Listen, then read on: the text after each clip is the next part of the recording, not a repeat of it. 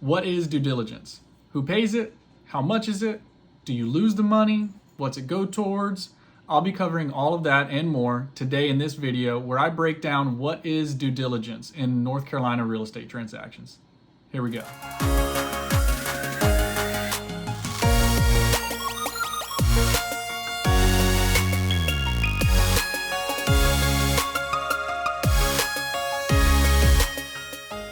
What's up everyone? This is Philip Marshall with Title Realty Partners by EXP Realty here in Wilmington, North Carolina. Today we're going to go over a topic that a lot of our first-time home buyers have questions on, and that is, what is due diligence?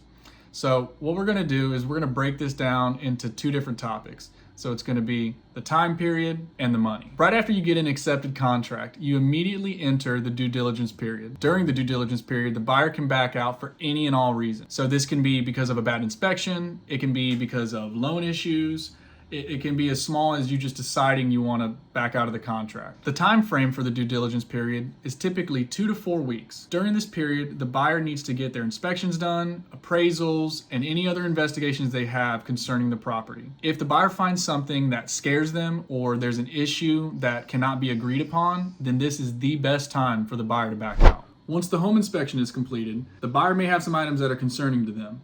If that's the case, they can submit what's called a due diligence request form. With this due diligence request form, these are requests, they are not due diligence demands, so the seller does not have to complete these items. These are negotiated items where the buyer and the seller can agree on however they're going to be fixed. They can be fixed by the seller, they can be fixed by the buyer, they can be paid in a few different ways, but the seller does not have to agree to these, and with that being the case, the buyer does not have to move forward with the transaction. However, if they back out, they do lose their due diligence fee. Now let's go over the due diligence fee. This money is non-refundable immediately after you go under contract. What this means is if you back out for any reason at all, the money is the seller's. However, if you move forward with the transaction, then this money will be applied at the end towards your closing costs. The due diligence fee can vary widely based on a few different factors. So if the home's been on the market for a while, it's got a lot of repairs, there's not a lot of people seeing it, then you're probably gonna be okay with a little less down. If the home is in great condition, there's gonna be a lot of buyers looking at this and you're expecting multiple offers, you're probably gonna wanna put a lot more down.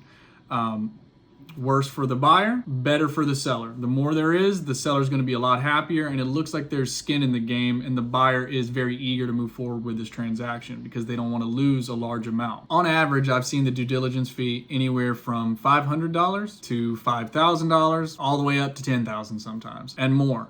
Last year, there was a specific deal that we were working on with a client, and the home, we went to an open house. There were 20, 30 people at this open house. They expected multiple offers. It was a great house in a great neighborhood, around $600,000. And the client really wanted to put their best foot forward here. They put as much down as they were comfortable with losing, and we put $50,000 down for due diligence in non-refundable money, and we lost. If you're buying your dream home, you want to put down as much as you're comfortable with losing. So for some people that's $500, $1,000, some people it's $5,000. It depends on how bad you want the home and how much competition there is. Obviously, for the buyer, your goal is to put as little down as possible so you have as little of risk. And for the seller, it's better for them to have you put as much down because they know you're not going to walk away as easy with a lot of skin in the game.